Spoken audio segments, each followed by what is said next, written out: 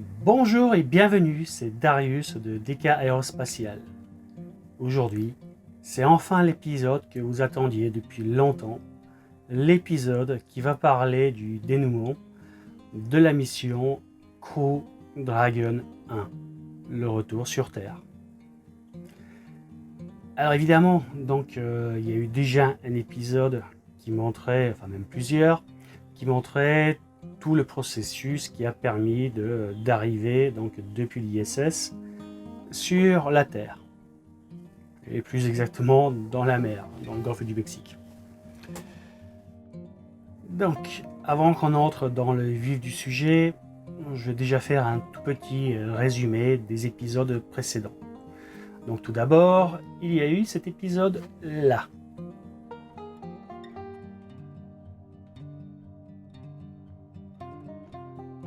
Donc, dans cet épisode, on a vu la cérémonie de départ de l'équipage Crew 1. Et dans la foulée, la passation de pouvoir du commandement de la station ISS qui a été faite, puisque avant le départ de l'équipage de Crew Dragon 1, c'est Shannon Walker qui avait le commandement. Et du coup, elle l'a transmise à un des membres de l'équipage Crew Dragon 2. Donc, si vous voulez avoir plus de détails, je vous invite à revoir cet épisode. Deuxièmement, il y a eu l'épisode qui montrait le désamarrage de la capsule Crew Dragon 1 de la station ISS. Et il y avait donc un certain nombre d'étapes pour mettre la capsule sur la bonne trajectoire avant son entrée dans l'atmosphère terrestre, donc avant le désorbitage. Donc ça, c'était dans cet épisode-là.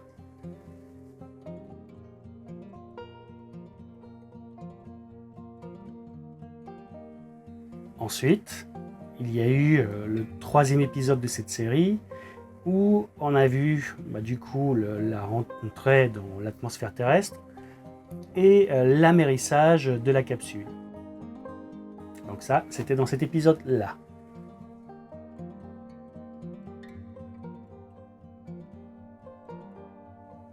Et enfin, il y a eu le quatrième épisode, suite à la diffusion de tous les événements par la NASA et SpaceX. Donc c'était cet épisode-là.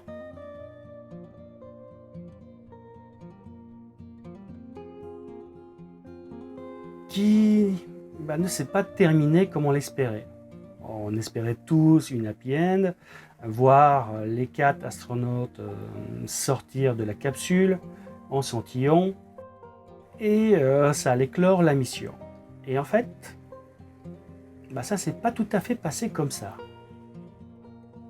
Donc, avant la mission, voici l'affiche officielle des 4 membres de l'équipage de Crew Dragon 1. Et donc là, on voit Shannon Walker, Victor Glover, Michael Hopkins et Tsuyoshi Noguchi. Et sur cette affiche, ils ne sont pas dans cet ordre au hasard.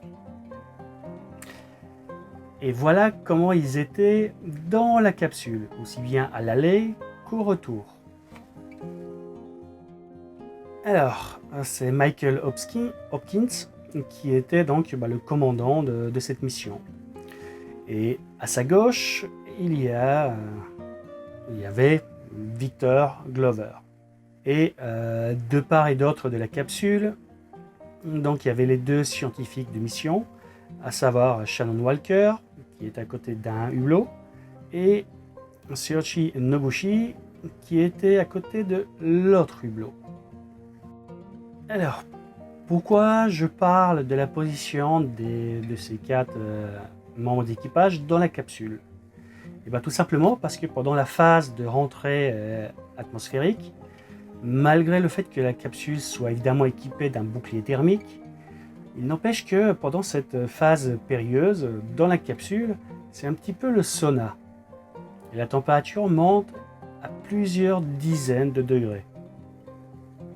Quand je dis plusieurs dizaines de degrés, c'est pas 50 degrés, parce que 50 degrés, on y résiste très bien.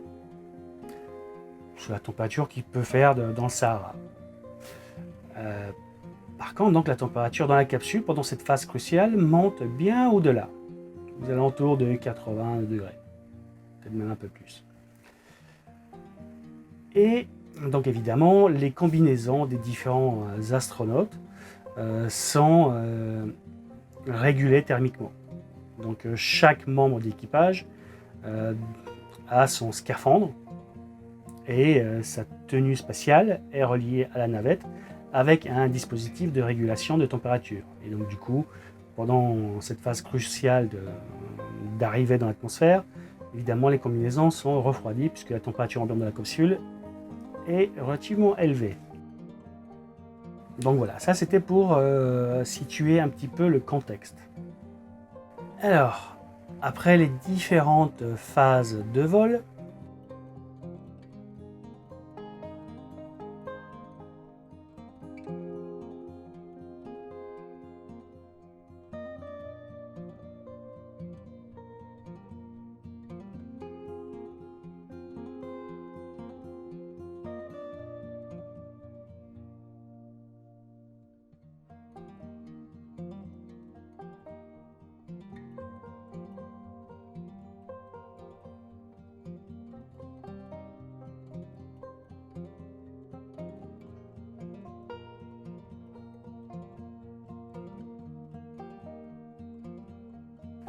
les différents membres de l'équipage dans leur capsule ont été récupérés à bord du bateau de récupération. Et donc après 6 mois de fermeture donc, de la porte d'entrée et de sortie de l'équipage, il faut savoir qu'il y a 2 portes. Il y a une porte latérale, donc celle par laquelle ils sont entrés avant le décollage de la fusée Falcon. Et après donc, leur arrivée sur Terre, voilà, ils sont ressortis par cette même porte par laquelle ils étaient entrés. Par contre, donc, ils avaient pénétré dans la station internationale par une seconde porte, donc le sas d'amarrage, qui se trouve en haut de la capsule. Donc c'est une petite parenthèse. Et donc, après l'ouverture de ce fameux sas latéral, on a vu la sortie du capitaine, enfin du commandant, Michael Hopkins. Et le moins qu'on puisse dire, après 6 mois passés en apesanteur, et après un retour certainement très éprouvant, il est sorti en très bon état.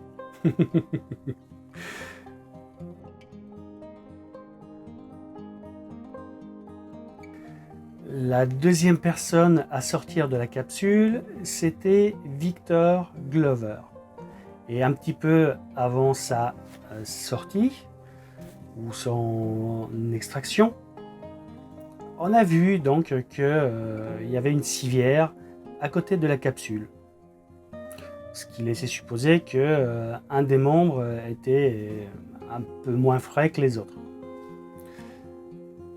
Et donc évidemment cette civière, a priori, donc voilà, la NASA et SpaceX ont coupé les images et jusqu'à la fin de la retransmission, il n'y a eu aucune autre image de la sortie des autres membres de l'équipage. Et donc on peut supposer que cette civière était pour Victor Glover, qui était dans un état indéfini. Alors, bien sûr, il y a eu un communiqué, et pendant toute la demi-heure qui a suivi, ils ont rabâché que tout s'est bien passé dans les temps, que tout allait bien, mais il n'empêche que, voilà, Victor Glover, on ne l'a pas vu danser.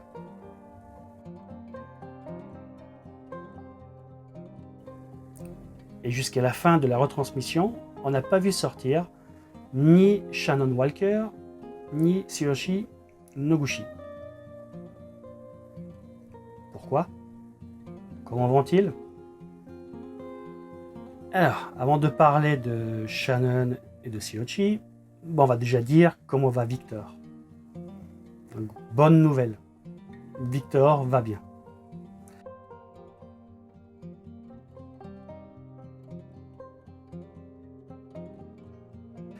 Au passage, donc Michael et Victor, eux, ils étaient au plein milieu de la capsule.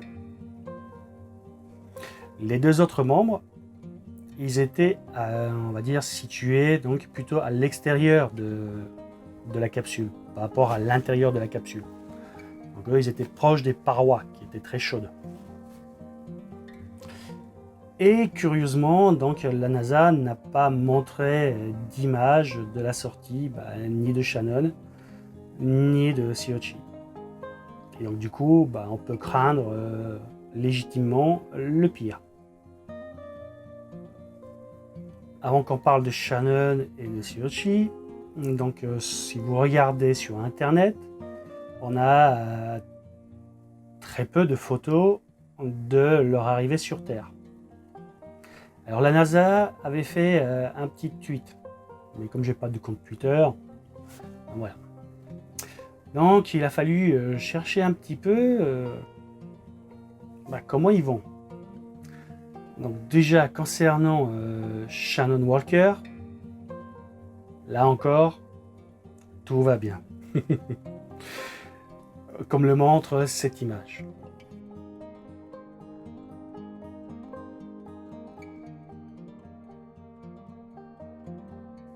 Alors évidemment, on peut légitimement se demander pourquoi ils n'ont pas montré comment elle est sortie de la capsule.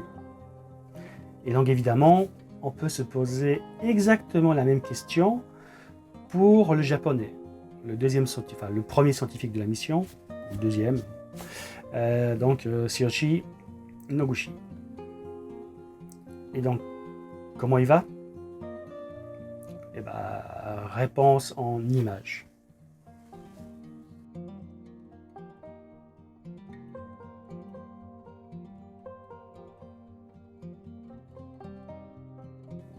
Voilà. Donc lui aussi, il va bien. Par contre, si on regarde la photo, on voit quand même qu'il a l'air très éprouvé.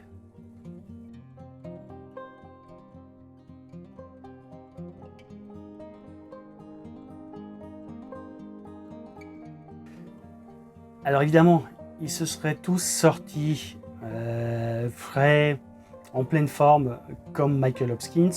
Je pense qu'on aurait eu les images donc du début jusqu'à la fin, jusqu'à la sortie du dernier astronaute. Et je pense que donc les 2 ou 3 derniers, donc Victor, Shannon et Shioichi, ils n'étaient pas tout à fait été secoués par le voyage. Et ils n'étaient pas forcément, il leur a fallu un petit peu de temps pour récupérer leurs esprits, on va dire ça comme ça. Et donc du coup, c'est pour ça que j'imagine que la NASA et SpaceX ont coupé les images pour montrer, pour justement ne pas montrer que ils étaient quand même un petit peu éprouvés par ce voyage. Mais quoi qu'il en soit, l'important, c'est qu'effectivement, ils vont tous très bien, comme le montre cette photo finale.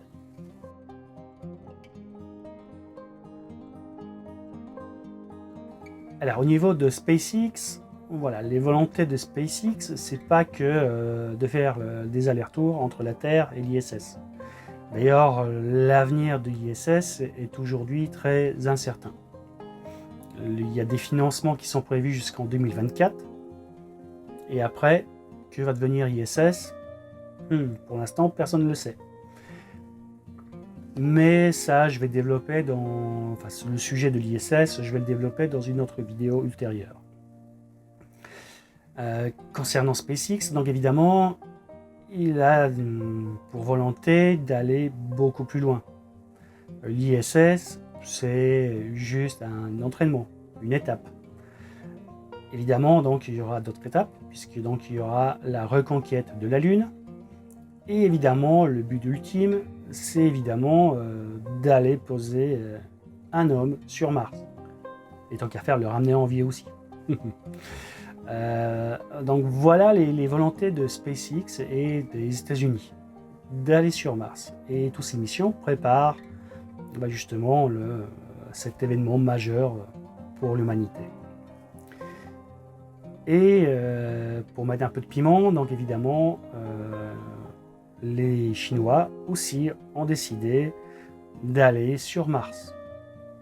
Donc au temps de la guerre froide, on avait donc la concurrence entre le bloc soviétique et les États-Unis. Aujourd'hui, l'histoire se répète, mais à plus grande échelle. Et cette fois-ci, c'est les Américains qui font la course contre les Chinois. Mais ça, c'est une autre histoire.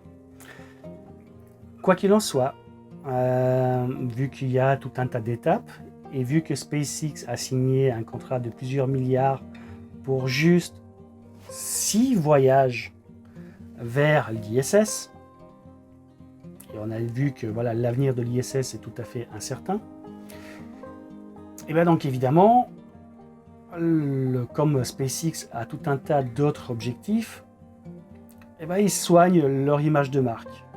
Alors donc, est-ce que donc ce moment de suspense était volontaire pour donner de l'intérêt ou redonner de l'intérêt à la conquête spatiale? Donc est-ce que c'est leur tactique? Ou est-ce qu'il y avait donc une autre raison? Par exemple, faire du tourisme spatial. Et donc évidemment, si les gens ressortent dans cet état, voilà, ce ne sera pas très vendeur pour SpaceX. Donc ça peut être très bien la raison pour laquelle ils ont coupé l'image à la sortie de Victor Glover. Mais bon, tout ça, l'avenir nous le dira. Et quoi qu'il en soit, on va rester sur cette note positive. Tout le monde va bien. L'aventure spatiale est plus excitante que jamais. Les objectifs, donc la reconquête de la Lune, il y aura probablement une station orbitale, cette fois-ci autour de la Lune, une station lunaire, donc sur le sol lunaire. Il y aura très bientôt donc de nouveaux vols, des tout premiers vols, cette fois-ci commerciaux, des vols touristiques vers l'espace, donc que ce soit du côté de Virgin Galactic ou de Blue Horizon, je crois. Enfin, quoi qu'il en soit, voilà, il y a des vols touristiques qui sont prévus ce mois-ci, au mois de juillet. Et donc l'avenir spatial semble tout à fait florissante. Et c'est ce qu'on va analyser, décortiquer dans les prochains épisodes. Donc sur ce, je vous dis à très bientôt. Et si vous n'êtes pas abonné, abonnez-vous, likez cette vidéo, activez la petite cloche pour ne rater aucun épisode. À très bientôt!